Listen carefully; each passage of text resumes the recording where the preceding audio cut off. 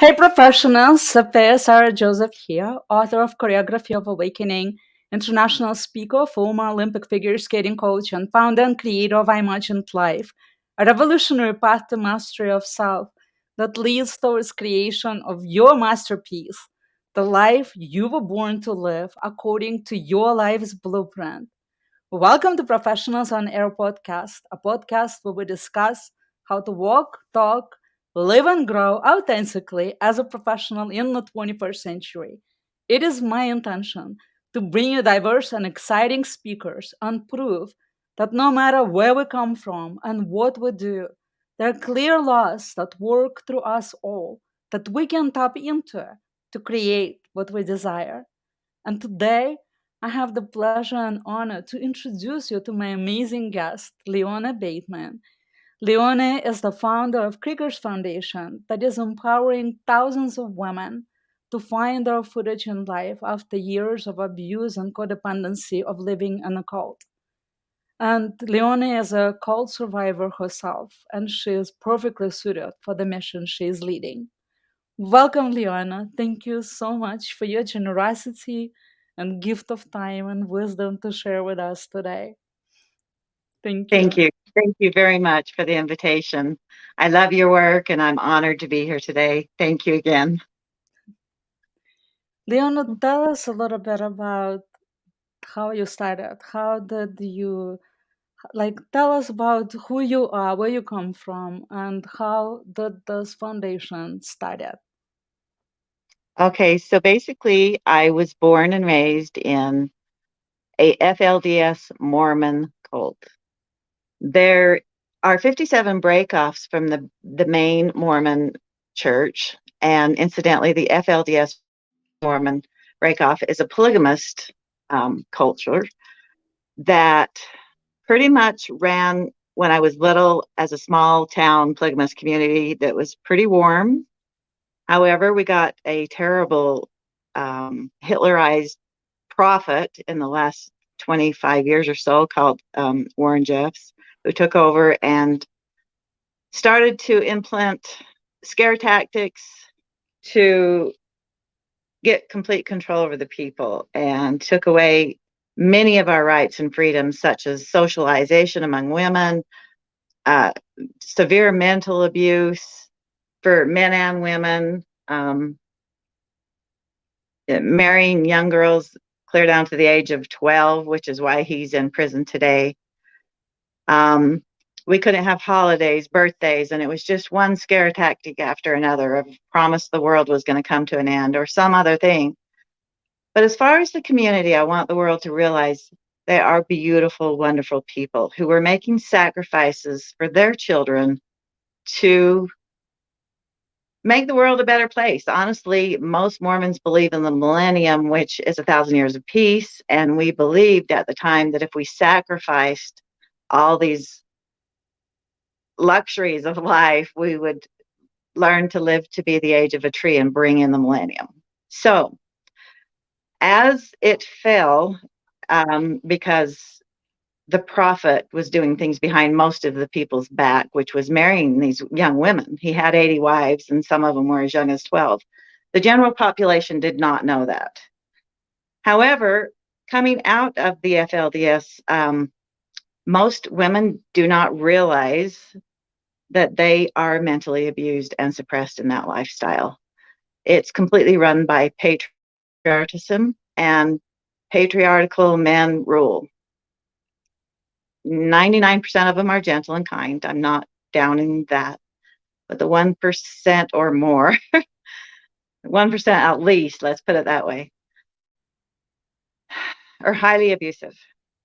So it is my goal and inspiration to bring hope to my community as it heals, to the women in my community, to give them a voice and to create something beautiful and lasting and positive out of the downfall of my community. I think we have some of the strongest, most resilient, beautiful women around there. Because for a feisty woman to become obedient takes true sacrifice. And once that is lifted, there's hope. There's hope for the next woman. And as I've done this work, I started creating Crickers Foundation for the women around me and for myself, honestly, for my own freedom. And as my work continues, I realize how common this is in the world we live in today. Everywhere. I was raised in this little bubble. Some of it was beautiful. I'm not going to disregard the whole thing because it wasn't all ugly, but there was some very, very ugly things that were shoved under the rug in my culture, which is women's rights, highly abusive, child molestation, underage marriage. However, I stick up for the ones that are good people and didn't participate in that and want to lift the curse, the so-called curse, off this community and make it beautiful. Because I know there's resilient, beautiful people there. And I'm watching the women blossom, including myself. And we have been through tremendous hardships. But I think hardships make us stronger and honestly make us more resilient and more beautiful. And with the support system that I've had, with honestly being raised in a bubble where education wasn't even promoted, then I've been able to create and inspire joy just through learning how to feel, through contrast, through probably what I was sent here to do and be, was inspire and love and create something lasting and to prove that it can be done. I'm not here to drown anyone, but I'm here to speak of things that we were not able to speak about and uncover evil and create good and have every woman in my community and all over this world protected. And that is my goal. And you're doing it. How many women do you have in your foundation now? There's 1,500 women in one of the support groups. I'm highly active with just my voice and, speaking in small groups. I also created Creekers is my brand name, and Creekers Foundation is my foundation. The reason why it is named Creekers is because there's a small creek going down the middle of my community. Hilldale, Utah is on one side, Colorado City is on the other side. And so it is a twin community. And as I grew up, the outer small communities around us would call us pligs because most of the people in my community did or do believe in polygamy.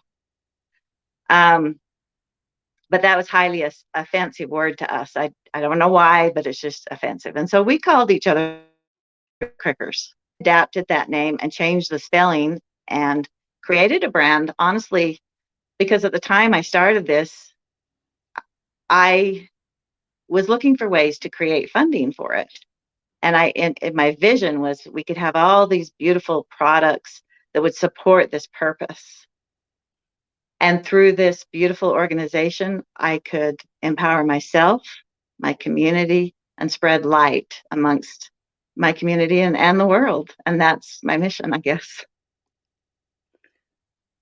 So a lot of the women that you're supporting, they're no longer part of that community, right? They have Very their few are, however, I do believe many, many are watching, and the power of planting a seed is part of probably the biggest process of women's empowerment. People are watching. Many do not dare use their voice. But if little old me, who came out of nowhere, can stand up for what's right, the next girl can. And it can cause a domino effect. And I'm not saying I'm perfect. I can do this because I saw you do it. And I believe that we're all one. And I can't wait till the men will join this mission. And I know many are, even in my own community. And I can just, maybe this is our version of bringing in the millennium. We all can live in peace. I don't know. I'm a spiritual person. I'll probably never be in a religion again, but I do promote goodness, um, faith, hope, charity, and I want to be an inspiration to my children, grandchildren, and my community. The first time I've met you, it was your event, and you were speaking a little bit, and other women were speaking, and I was so inspired to see what you were doing and to overcome to overcome that. And it's so challenging, but Mhm.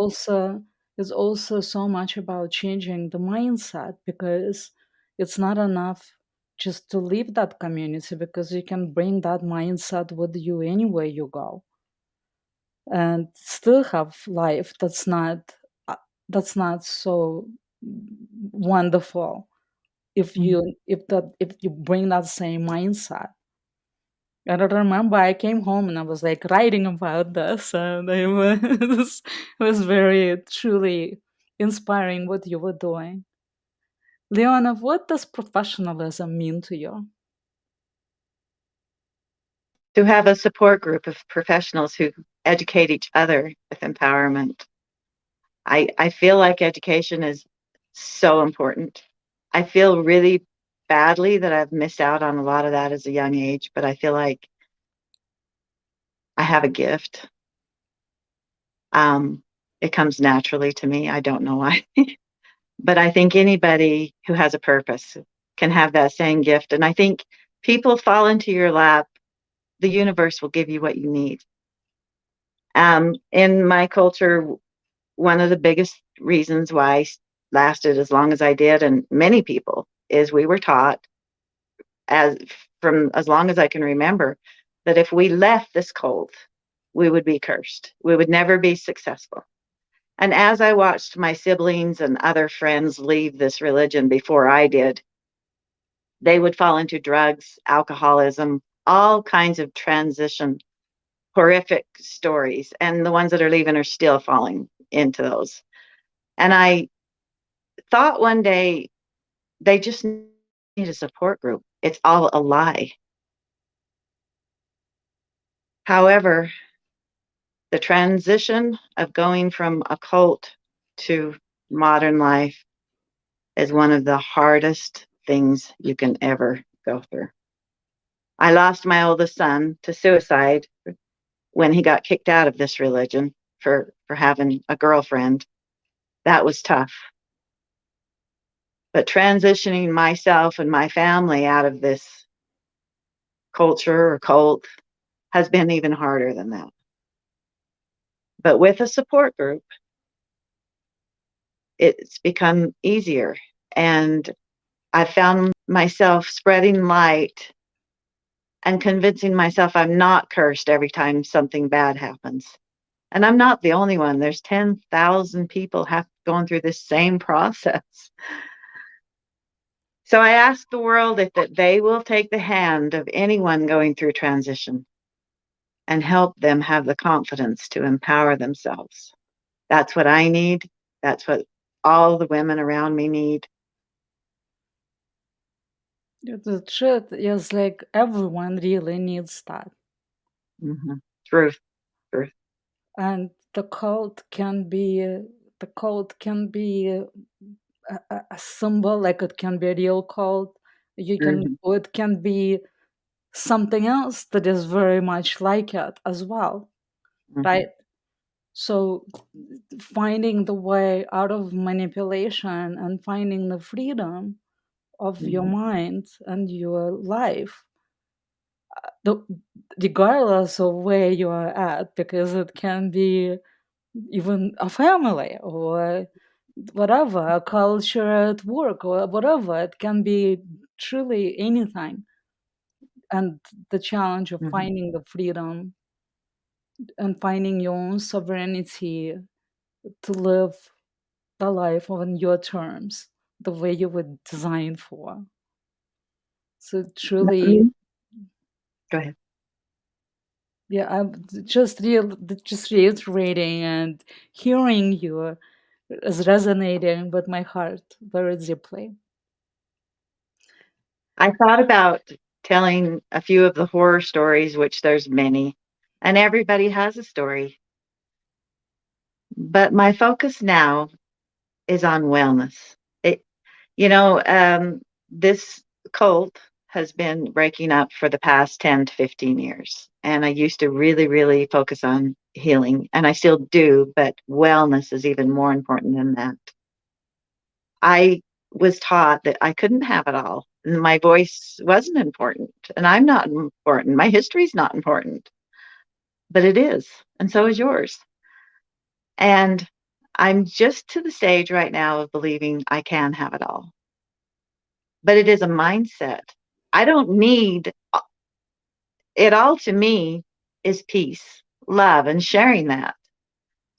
And I love what I do. I love how I feel. And I have been through total hell. I lost the love of my life going through this. But that's okay. I realize transition takes us on different roads. And I have a purpose, a driven purpose, and that's just to find peace and joy and spread it. That sounds, I was going to ask you a question. What is your biggest strength as a professional? But I think you just answered that question. Or you want to add on to it? My biggest change as a professional, is that what you said? Yeah, yeah. Oh, basically to accept that you know nothing. No, there's always more work to do. There's always more work to do, and it takes us all. It takes us all. So step up. There's always room. Oh, I love that. The beginner's mind of knowing I know nothing. It's keeping that mind open to receive more knowledge, right? Yes. I love that. That sounds like, because I had a question like, what is the biggest weakness as a professional? And I'm like, this is like, it can be the sword of how do you say, a two-edged sword, right? I'm like, the strength of, I don't, like the opening to receive more, I don't know nothing. And then having that, oh, I don't know anything, that can be my weakness. But it depends on how you look at it. So Well, go ahead. what would be your, what would you say your biggest weaknesses as a professional? Basically, my upbringing and not being able to have the formal education that many of you have had. Other than that, I think I'm pretty up to date Hmm. generally. I do think that working with other professionals that have, doctor's degrees and other things like that, many of them don't feel their way so much as they're using their egos. I think that there's something more important. And I think that's one of the most important things that we can use is to feel our way through life. What is right? What is wrong? And that's part of finding out who you really are. And I think that as a true professional, if you realize that it takes it all, takes everyone, you don't need to know it all. I mean, I can hire anybody to do just about anything I need as long as I can feel my purpose. And I, that's lo- the I loved how when you sent me your bio and you said in the bio how you like running the business like a community and not like a business. important. Would you say that is one of the things that contributes to your success? Or is there something else that's contributing to your success, like luck, timing, or mentor, maybe the way you do things? What is the biggest thing that contributes to the success of your foundation? Authenticity. I'm basically really authentic.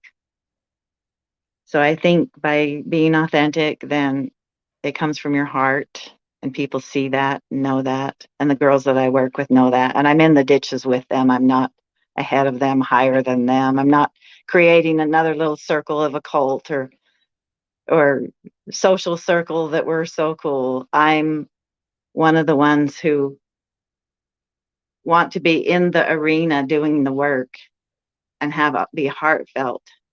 and with a great purpose to make. I believe that's the only thing that can really create change. We can't keep wearing these facades. And why do you think I stay out of politics? Sorry, not all politicians are bad or anything, but I really believe that if we would all work from heart, our world would be a much better place. We have plenty of help around to get to where we need to go. We just need to stand up and ask for it and bring things together and create beautiful things and share them. Thank you for saying that. I'm so with you on that, for sure. What advice would you give to someone aspiring to start their own foundation? Just start. Just start. Building a business is just like putting a puzzle together. You just start. Some go fast, some go slow, but they grow as you grow.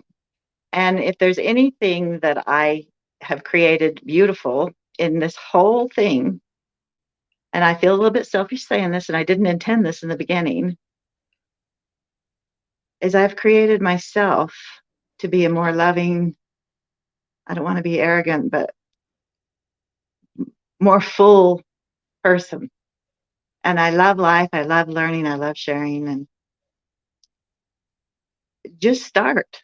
If you have any kind of goal or mission, I don't care if it's building a cake or building a foundation or building a country, just start.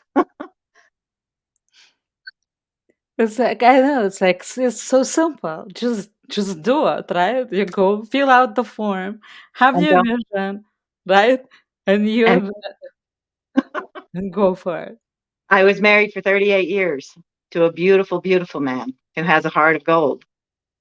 But through his transition, he chose to quit or rest. Time will tell.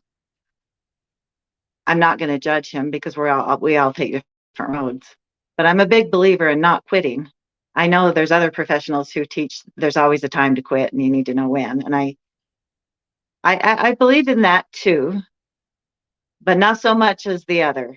You got to keep consistency and you got to put one foot in front of the other because there's muddy waters for everybody always in this life. That's what makes us beautiful.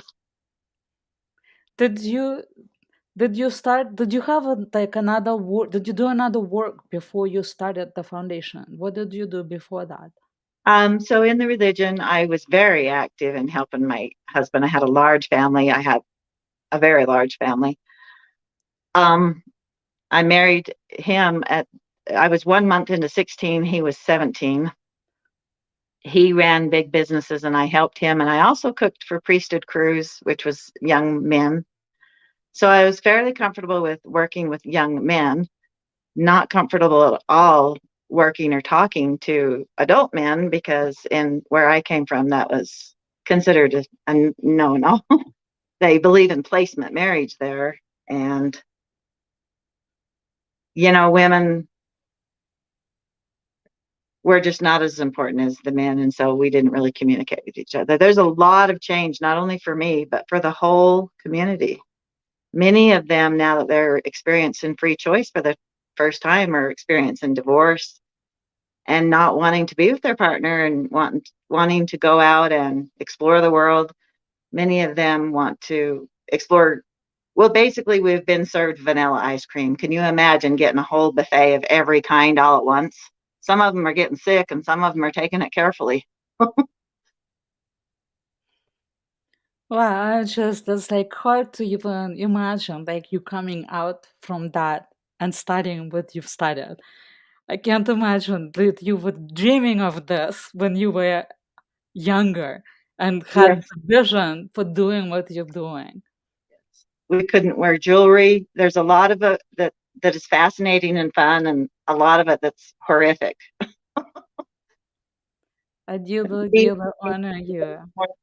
one of the scariest things you can imagine. When I didn't even hardly dare speak to a man, and now I speak to, I don't know, groups of them.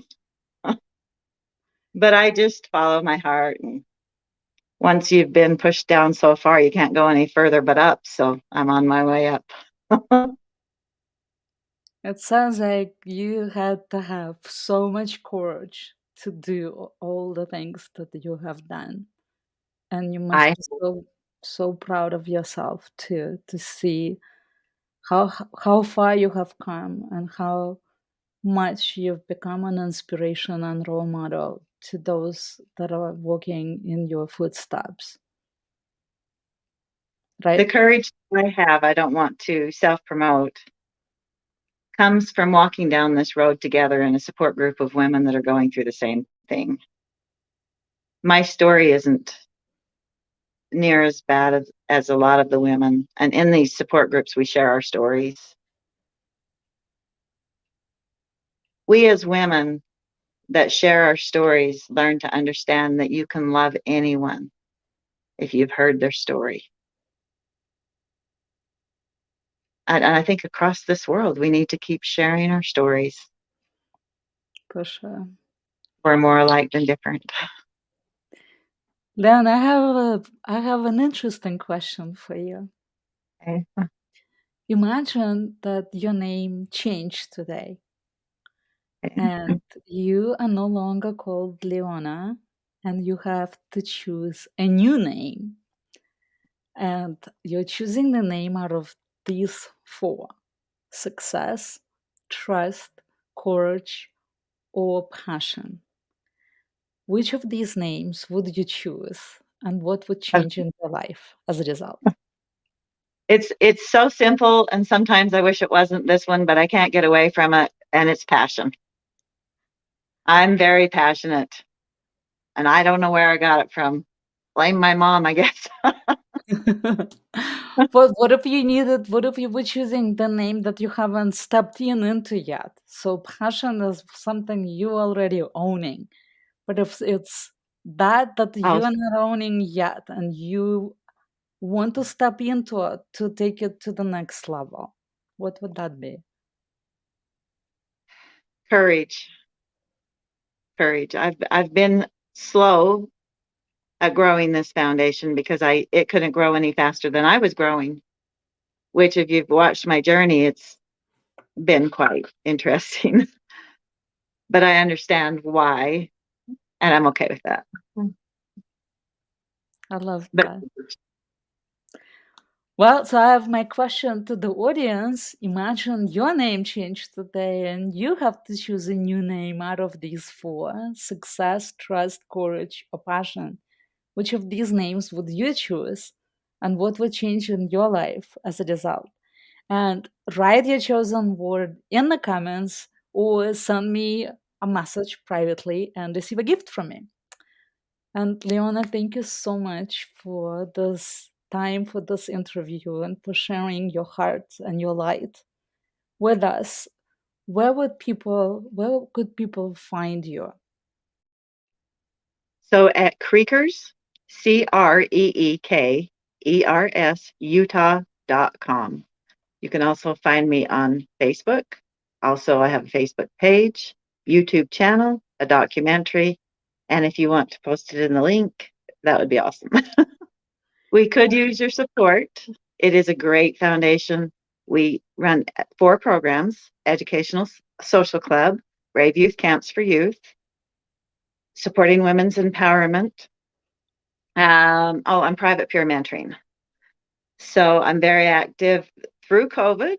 I've got to take a little rest as I transition through this divorce. I'm not feeling so bad about it because it's part of my growth and his. We'll see what happens, but I'm okay about moving forward, and that's just part of life. All right. And we're going to post the link also in the comments so that people can reach out. And I know you guys accept donations as well and Yeah. support for the group. So we'll share that as well. And professionals, thank you so much for tuning into our show, Professionals on Air Podcast, a podcast where we discuss how to walk, talk, live, and grow authentically as a professional in the 21st century. If you want to be a featured guest, please send me a direct message. To learn more about Leona, visit her website. The link's going to be in the comments. We appreciate your comments and feedback and can't wait to see you next Wednesday where I will introduce you to Anastasia Lover. And well, she's not a lover, but that's her last name. An expert in business development, the art of influence, skills of communication, and negotiation. This will be an episode you don't want to miss. As always, send us your questions.